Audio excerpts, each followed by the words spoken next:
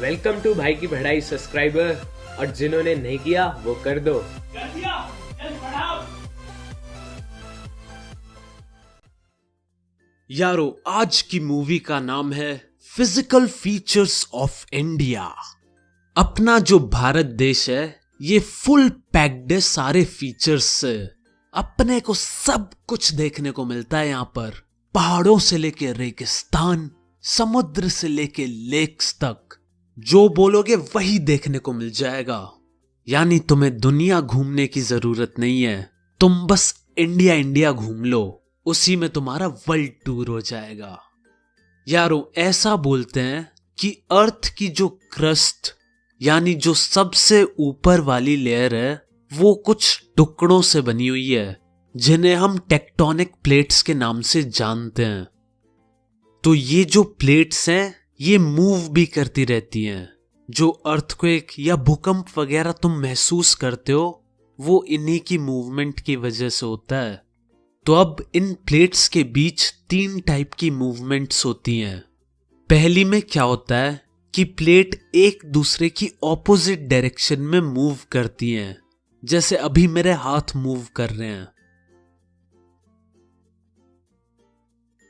तो इस टाइप की मूवमेंट की वजह से जो बाउंड्री क्रिएट होती है इन प्लेट्स के बीच में, उसे हम ट्रांसफॉर्म बाउंड्री कहते हैं। नेक्स्ट में क्या होता है कि दोनों प्लेट्स एक दूसरे से दूर चली जाती हैं, जैसे अभी मेरे हाथ जा रहे हैं। इस टाइप की मूवमेंट से डाइवर्जेंट बाउंड्री क्रिएट होती है। लास्ट सिचुएशन में ये दोनों प्लेट्स एक दूसरे के पास आती हैं, जैसे अभी मेरे हाथ आ रहे हैं।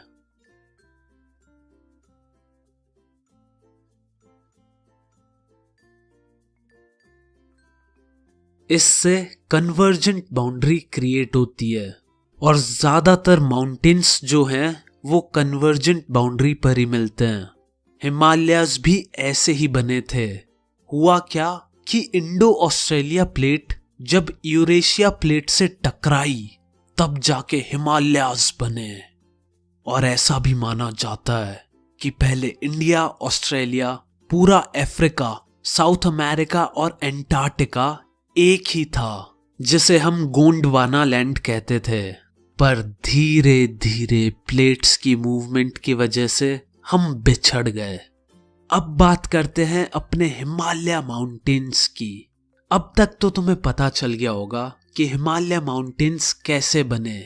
अब मैं बता देता हूं कि ये कहां पर है। पता चला मैंने सब पढ़ा दिया और तुम्हें यही नहीं पता कि हिमालयाज हैं कहां। तो यारों, हिमालय इंडिया के नॉर्थ यानी जम्मू एंड कश्मीर से शुरू होते हैं और अरुणाचल प्रदेश तक कंटिन्यू चलते रहते हैं। इनकी लेंथ होगी अप्रॉक्सीमेटली 2400 किलोमीटर्स। और इधर से बहुत सारी बड़ी बड़ी रिवर्स जैसे Indus, Ganga, Brahmaputra etcetera originate करती हैं। अब ये हिमालय के पर्वतों का जो गुच्छा है ये 3 लेयर्स में डिवाइड हो रखा है, हिमाद्री, हिमाचल और शिवालिक्स। भाई ये चैप्टर का सबसे इंपॉर्टेंट पार्ट है, तो अपने कान के दोनों छेदों को खोलकर ध्यान से सब सुन लेना। सबसे पहले आते हैं हिमाद्री, जिन्हें हम द ग्रेट हिमालयाज या फिर इनर हिमालयाज भी कह देते हैं। ये सबसे ज्यादा नॉर्थ में सिचुएटेड है इंडिया के। सबसे ऊंचे ऊंचे पर्वत जैसे mount K2, mount Kanchenjunga, mount Everest इसी के पार्ट हैं। इन माउंटेन्स की हाइट जनरली 6000 मीटर के अराउंड रहती है और ये पूरे साल बर्फ से ढके रहते हैं। ये पहाड़ ग्रेनाइट के बने हुए हैं, यानी पत्थर के। जैसे तुमने देखा होगा बहुत सारे माउंटेन्स मिट्टी के बने होते हैं, लेकिन यहां पर ऐसी सिचुएशन नहीं है।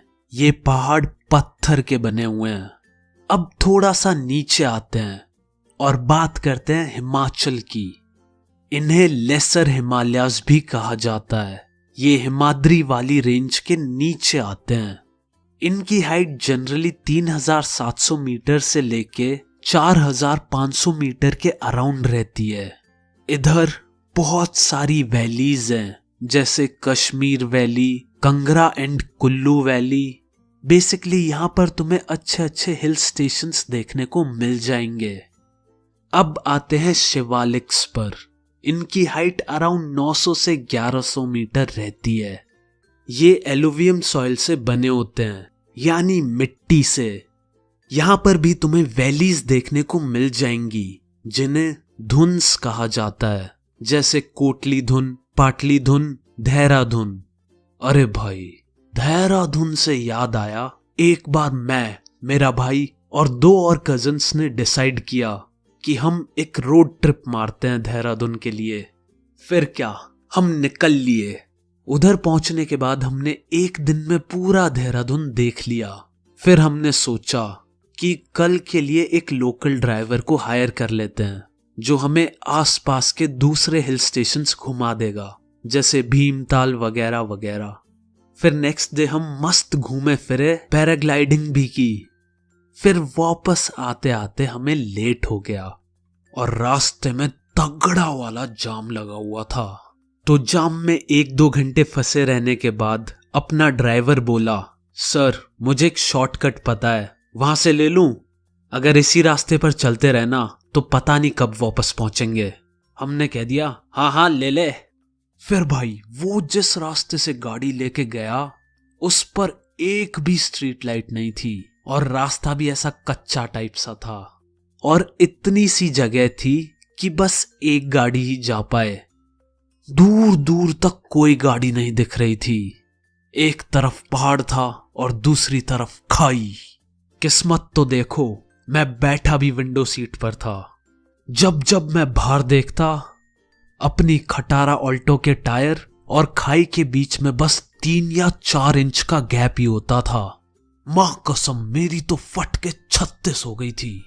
अभी थोड़ी देर पहले सब ऐसी दारू वगैरह पता नहीं किन किन चीजों की बात कर रहे थे और अब सब चुप हो गए थे ताकि ड्राइवर फुल कंसंट्रेशन के साथ गाड़ी चला सके।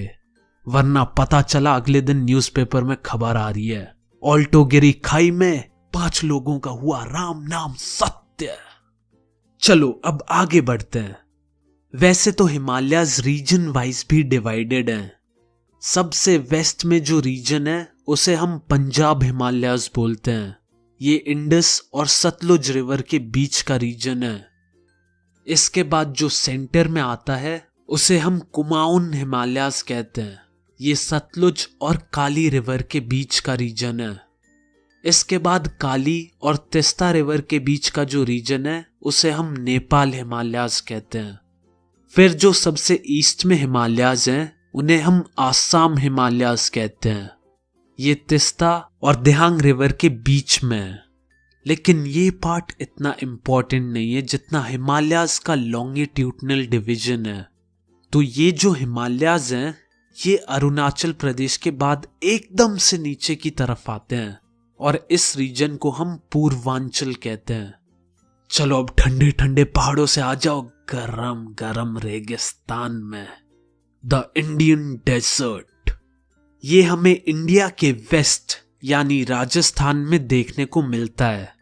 जिन्होंने रेगिस्तान नहीं देखा उन्हें बता देता हूं, ये एक ऐसी जगह है जहां पर तुम्हें रेत ही रेत देखने को मिलता है और यहां पर बहुत रेयरली बारिश होती है और अगर होती भी है तो पानी बहुत जल्दी जमीन के अंदर चला जाता है।